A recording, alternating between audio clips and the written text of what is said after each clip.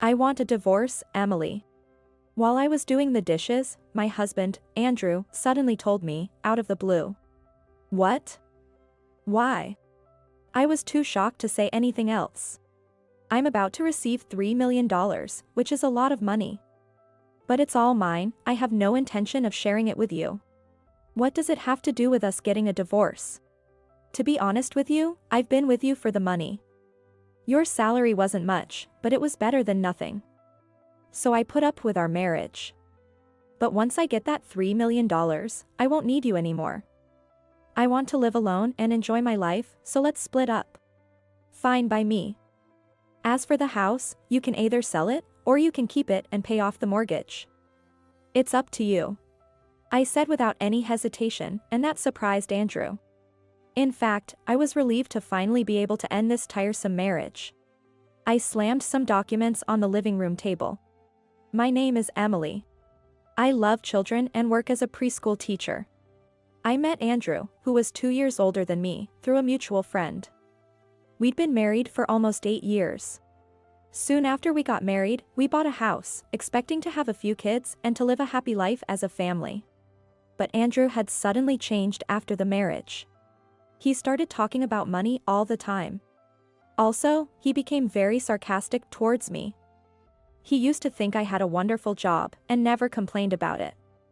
But sometime after we married, he started saying, "Emily, what you do all day is playing with kids. You're living the good life, while I'm working hard." His constant refrain was that I was nothing but a freeloader. Being a preschool teacher isn't an easy job. It's hard, physically and emotionally demanding, as each child is different. No matter how much I argued, he wouldn't listen to me. It was so frustrating. There was a reason why we didn't have children after 8 years of marriage. He thought having kids was a waste of time and money, so he would often tell me not even to think about it and to work harder. What were you thinking? Quitting your job just because you want a child? We have a mortgage to pay off. Don't bring up this topic ever again. I couldn't say anything back to him. Andrew earned more than I did. But the difference in our salaries wasn't that significant. In fact, it was only a few $1,000 difference. Yet he would always act like he was better than me. I took pride in my work and found it fulfilling. That was why I was shocked to learn of the negative perception he had of my work. His words pierced my heart. I would often feel tears welling up in my eyes. Lately, Andrew kept saying he wanted to be alone. I could live by myself if I wanted to, but I'm staying with you out of obligation. Don't forget that. I tried to understand why he became so condescending towards me. Maybe his recent increase in overtime was affecting him in a bad way. Because you don't work hard enough, I have to do overtime to earn more. But you don't even appreciate it. He began to blame me more frequently. But, despite the overtime he was doing, his salary didn't seem to increase at all. I was keeping a close eye on our household income, so I knew this much. There is not much difference in income between us, right? So I don't see why you are blaming me like this. It seemed that what I said to him pushed his buttons, and made him angrier than ever before. Who do you think is making this lifestyle possible? Don't forget I can leave you anytime I want, so be prepared. I felt threatened when he said that. He was never like this before we got married. After this incident, our conversations dwindled. Then, one day, something happened which pushed me further into despair. During a visit to my in-laws' house for Thanksgiving, my mother-in-law, while serving tea, said, "You two have been married for 8 years now, haven't you? Emily, I remember you saying you wanted kids. Have you decided on when and how many, considering your age?" I thought this was the only time to discuss it. So, I was about to speak up. But Andrew interjected, "Mom, we've decided not to have kids. Emily and I have talked it over." "Oh, is that so?" "Yes, Emily always says she absolutely hates the idea of having to take care of kids, both at work and at home." "Wait. What are you talking about? Mom, please don't bring up this topic. It would stress her out, you know?" "But, that's not what Well, parenting can be very hard. And if you two decided not to have kids, I guess it's good for you," said my mother-in-law before leaving the table, and I couldn't bring myself to ask her for advice. On our way back home, I confronted Andrew. Why did you lie to your mother? I love to have kids, and you're the one who doesn't. The fact is, you don't work hard enough for us to even think about having kids. You need to earn as much as I do first. Then, we'll talk. Kids are so expensive, you know. I didn't realize until I married you that your income as a preschool teacher was very low. I should have known better. I can't believe. I'll tell you what. I don't even like kids and never wanted one. They're just a financial burden, and I'd rather spend money on myself. Andrew laughed as if it was just a bad joke, but I was too stunned to speak. I knew I shouldn't bring personal issues to work. But this time, I couldn't hide my emotions very well. As children were sensitive to these things. Emma, a child in my classroom, approached me. Ms. White, are you okay? Is there something wrong? I'm okay.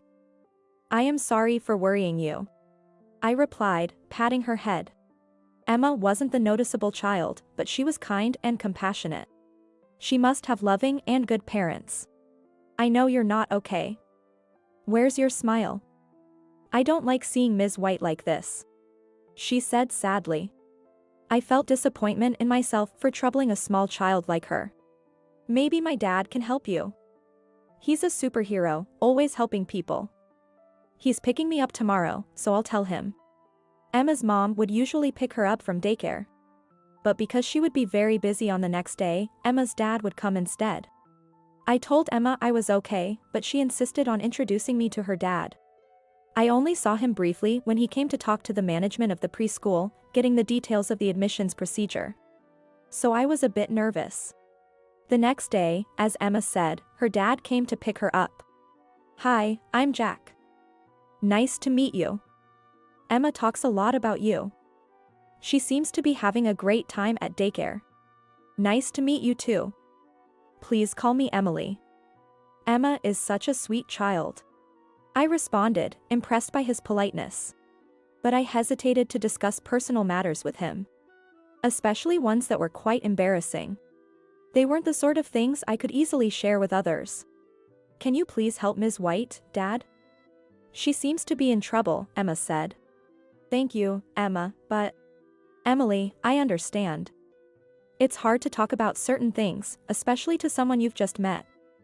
But my daughter is really worried about you. So please let me help you. Saying that, Jack handed me his business card. I was surprised to see his job title. And meeting him literally changed my life. It was that very moment that I decided to take revenge on Andrew. As I needed to keep the revenge legal, I needed some time for the preparation. One day, Andrew suddenly approached me. Hey, let's get a divorce. It was one of those rare evenings when Andrew came home early and we had dinner together. I was doing the dishes after dinner when he suggested our divorce. Thinking that I was confused by his words, Andrew smirked unpleasantly. I know you don't want to, but I've already made up my mind. Can you at least tell me why you want a divorce? I'm about to receive a big sum of money. Guess how much? $3 million. Then he continued. I've been with you only for the money you make. It's nothing compared to what I earn, but it was better than nothing. But now that I'll get $3 million, I don't need you anymore. Let's just split up. Where did all this money come from? I had many things to say to him, but I started with that question. That's none of your business. We're practically strangers from now on. Okay.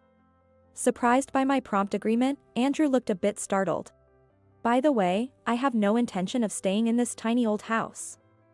I'll have $3 million very soon, so I'm thinking of buying a bigger house. I hope you have no objection to me selling this house. Alright, then I'll start looking for an apartment for myself. You can find an agent and organize property viewings and all, right? Yes, leave it with me. I'll take care of all that. That's the least I can do. Thanks. After that, I went straight to our bedroom and started packing up my stuff. Andrew looked puzzled, watching me move swiftly. For the next few weeks, I was very busy packing and looking for a rental apartment. Once I found a place for myself, I moved all my stuff out of the house. On my last day at the house, I had another talk with Andrew. As we discussed before, we're selling this house, and you'll be organizing the agent and everything else. I don't want any disputes over our property settlement, so I've prepared a written agreement. Can you please sign here? Why not? Just to make sure you won't complain later.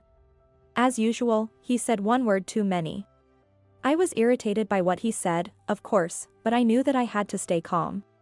Andrew, who was reading the agreement, suddenly stopped and asked me, "Hey, what's this compensation about?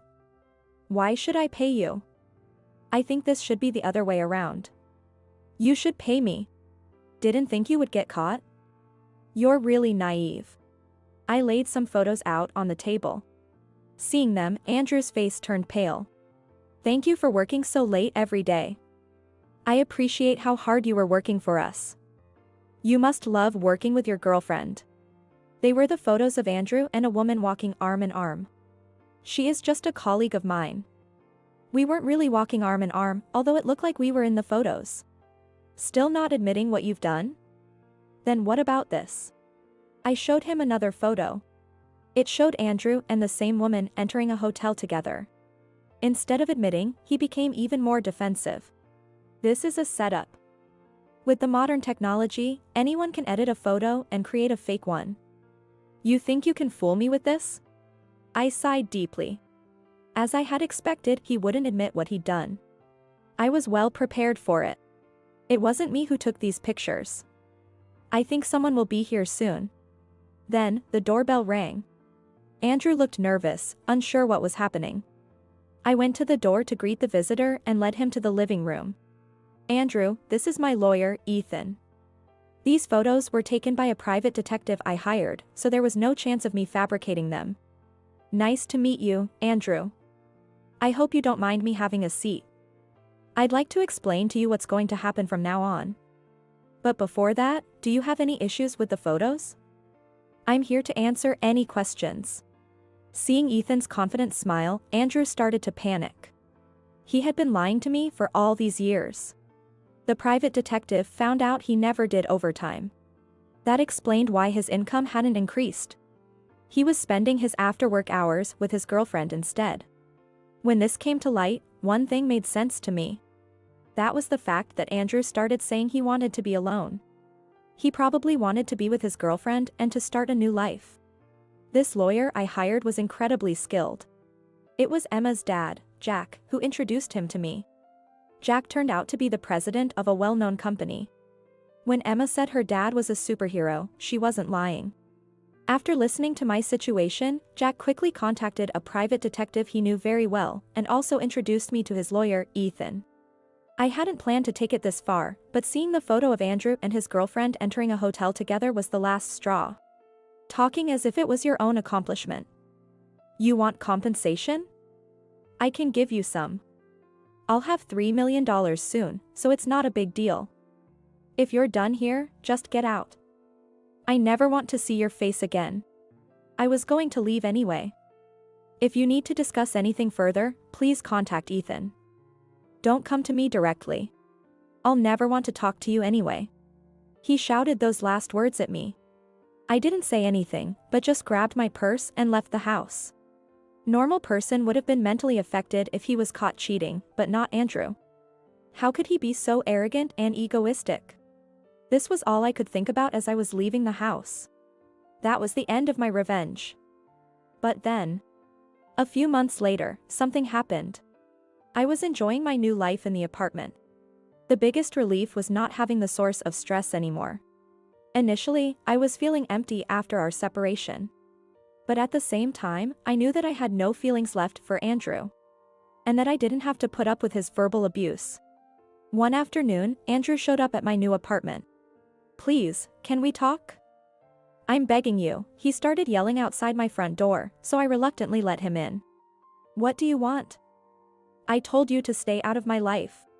He looked around my whole apartment, having a creepy smirk on his face. "Well, you've got a nice place here. There are 2 bedrooms, and you're only using one. I could probably use the other." "What are you talking about? You're not welcome here. Don't be like that. We're only separated. We are separated because that is the requirement for a divorce." Anyway, what do you want? Hey, just calm down, Emily. You're scaring me. Well, the thing is, I've realized that I needed you. You said you were staying with me out of obligation, and that you were going to live in a bigger house with your girlfriend. I don't need to be with you. I was only joking when I said that. I didn't mean it. I need you desperately, Emily. You're just pretending to be strong, but you need me too, right? You said I was no longer needed because you were getting $3 million. Why don't you find your next girlfriend with that money? No. It wasn't like that. Suddenly, Andrew began to cry. The truth is, I said I was getting $3 million because I thought I won the lottery. But later on, when I looked closer at the ticket I bought, I found out that I was reading the numbers wrong. What was he even talking about? I was disgusted with what I just heard. I'd been looking for a reason to leave you. That was probably why I misread the numbers. Thinking if I had $3 million, I could divorce you and do whatever I wanted. When he saw my cold gaze, he hurriedly said, "Don't worry. I've broken up with the other woman. From now on, you're the only woman I love, Emily. So, can we start over again? You still love me, right? You're talking nonsense. I don't care about anything you've just told me. It's not my problem. Please, help me." I thought I was getting $3 million, so I insulted my boss in front of everyone and handed in my resignation. And as for the woman I was seeing, she left me as soon as she found out I had no money. I was so glad to hear that his girlfriend dumped him. I wasn't surprised though, a man with no career, no home, and no money, who would want someone like that? That's why I can't afford a place to live. You're the only one I can rely on, Emily. As I've been saying to you, it's not my problem. You can't stay here any longer. Have you forgotten the agreement you signed a few months ago? You agreed, if you ever approached me directly, I could claim for more compensation. You weren't serious, were you? Andrew raised his hand in anger. Are you sure that's a good idea? If you lay a hand on me, I'll immediately call the police, and you might get charged with assault. This apartment has security cameras everywhere, and I'm very sure they've captured your face as you walked into this building. Andrew turned pale at those words. Please, leave. Or I'll call the police. Afraid of getting arrested, Andrew hurriedly left.